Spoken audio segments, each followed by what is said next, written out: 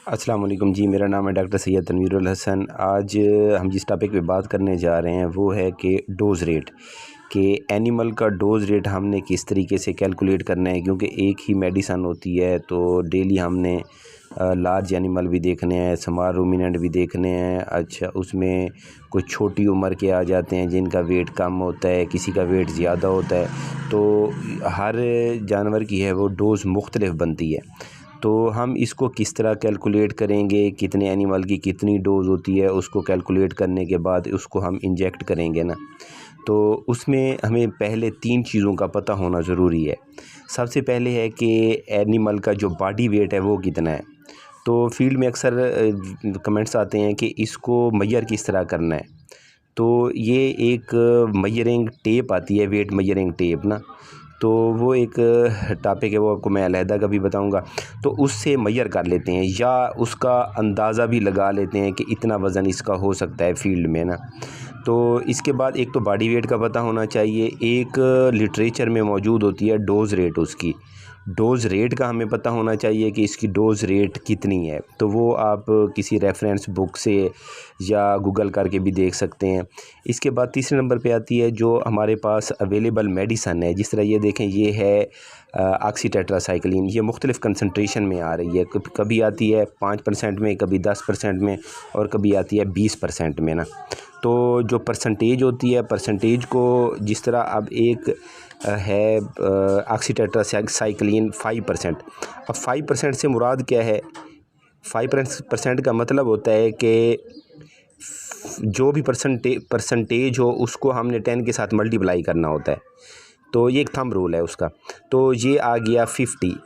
इससे मुराद है कि 50 mg/ml उस मेडिसन की कंसंट्रेशन है। इसके अलावा जो आती है 10% में, 10%, उससे क्या मुराद है कि ये 10 के साथ मल्टीप्लाई करेंगे तो ये हो जाएगा 100 mg/ml। तो ऑक्सी की और प्रेपरेशन एक आती है 20% के नाम से, तो वो क्या होगी 20 मल्टीप्लाइड बाई 10, ये आ जाएगा 200 mg/ml। तो इसकी जो है वो डोज़ रेट दोनों का मुख्तलिफ होगा, वो हमने कैलकुलेट करना होता है। तो आए हम आपको ये 10% या 20% वाली निकाल के दिखाते हैं। एक एनिमल का वेट भी हम लिख लेते हैं। फ़र्ज़ करें कि हमारे पास एनिमल का वेट है 400 kg, और एक जो इसकी जो डोज़ रेट है, जो डोज़ रेट आम चल रहा है वो चल रहा है 10 to 12 mg/kg। तो ये कंसंट्रेशन अब हमारे पास फ़र्ज़ करें ये है 20% वाली जो है, तो इससे क्या मुराद है कि उसके 1 ml में 200 mg/ml होंगे। अब इसको हमने कैलकुलेट करना है, तो उसको कैलकुलेट करने के लिए हमारे पास एक फ़ार्मूला होता है। ये देखें फ़ार्मूला, ये आ गया body weight multiplied dose rate over concentration, जो उस मेडिसन की कंसंट्रेशन है। अब बॉडी वेट मैंने आपको बता दिया है, उसका है 400 kg।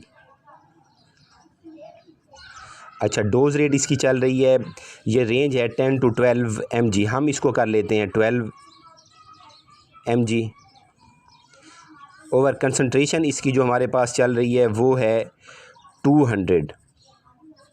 अब इसको हम सॉल्व करेंगे। अब ये देखें जी, हमने इसको सॉल्व किया है। ये देखें 400 मल्टीप्लाइड बाई 12 ओवर 200, तो ये आ गया, ये देखें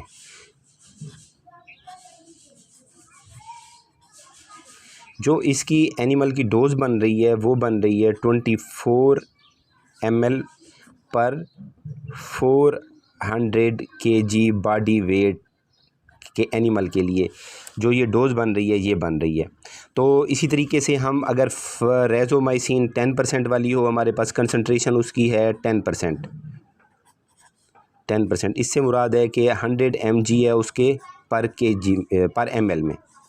तो उसका क्या फ़ार्मूला बनेगा?